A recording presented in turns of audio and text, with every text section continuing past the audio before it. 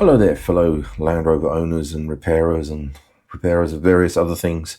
Don't worry, I will be doing more repair videos, but I've just been looking at the news over the new year and I'm finding myself a little bit disheartened by the way that owning a motor vehicle is generally going.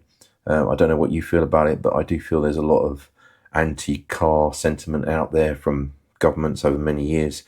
I don't think this is a new problem. I think it's been going on for at least 20 years. You can blame one government or another government. I'm in the UK. I think this is happening around the world, Europe, America, Australia, various other countries. So I don't think this is specifically a United Kingdom issue, other than the strange mandate that our previous Conservative government set for the transition to electric vehicles, which is just bonkers if you know what the UK infrastructure is like. So let's have a look at this, and I've got a bit of information about what's going to happen in 2025.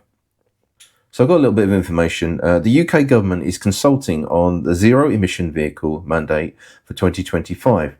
This consultation is in response to concerns from the automotive industry about the feasibility of the current targets. That's interesting, isn't it? Because we're constantly told via various media outlets and general mainstream sources that everybody loves electric vehicles and everybody wants one, everybody's shifting to them. I'm not sure that it's exactly the truth. I don't personally want to own an EV, not because I have anything particularly against them. I just don't think it'll be very practical for me. My wife doesn't want one because of the practicalities of it, of where she works. So there's two people there that don't really want a zero emission vehicle, although I also question that term zero emission vehicle because they have to get charged up from somewhere. And I don't think we can provide all of the necessary energy for these cars by renewable sources. Correct me if I'm wrong. Then it goes on to say, the original mandate required 28% of new car sales to be electric vehicles by 2025.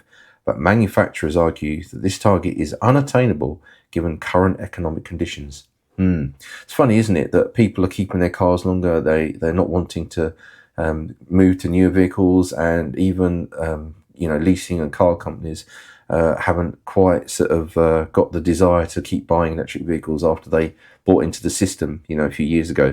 The market seems to be pretty flooded with used EVs at the moment, which I don't think are selling particularly well. Continuing, Business Secretary Jonathan Reynolds confirmed that the government would consult on the mandate, acknowledging the seriousness of the situation and the urgency of the transition to electric vehicles. Urgency, interesting word. The consultation aims to address the challenges faced by car manufacturers and possibly adjust the targets to ensure compliance without imposing excessive financial penalties. That's interesting, isn't it? Because if electric vehicles were selling at such a rate as they're claimed to be, when you read the positive articles about them, manufacturers would be, churning them out a mile a minute, then there wouldn't be any problem. So there's obviously something going wrong. And then we go on. Transport Minister Lillian Greenwood and Business Secretary Jonathan Reynolds have indicated that a consultation will be fast-tracked to implement revisions by January 2025. However, they have not specified the exact changes that will be made, although they reaffirmed the 2030 deadline for the transition to electric vehicles. Again, this is madness. I don't know what we're thinking of as a nation.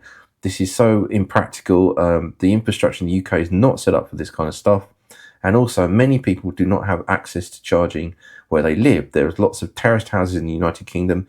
And even if I look at the road where I live, which is a modern housing estate, unless you've got a drive where you can store the vehicles that you own, which many of the residents, even where I live, they have one parking space, how are they going to charge a second vehicle? I know you can say they can move them between, the drive and the road, but again, that's very impractical for most people who need to get up in the morning and take two vehicles to go to work. The other thing I notice about where I live is a lot of people have a car and a van. So I don't know how practical it would be for them to charge the van and their car at the same time. I just don't see how we have the infrastructure in place to get this going by 2030 and make everyone kind of make the switch or transition over to EVs. I'm not anti-EV, I'm just anti-unrealism. And remember, 2030 is 5 years away. If they haven't been able to sort this problem out by now, how are they going to sort it out by then? And the last line says, the consultation is crucial for determining the future of the ZEV mandate and ensuring that the transition to electric vehicles is both feasible and sustainable for the automotive industry. So what do you think? If the automotive industry is saying it can't meet these quotas and they're going to the government, how feasible is it to meet this goal by 2030? One of the last things I'm going to say is I think you should take a look at Barry Crampton's channel. He's a motor trader and he does analysis of vehicles, EV sales and things. And he kind of counteracts the kind of narrative that says that, EV sales are always up, going up, up, up. But his point is that if something's good, people will buy it. And if someone doesn't feel confident in purchasing an EV, then they're going to have an issue with buying one.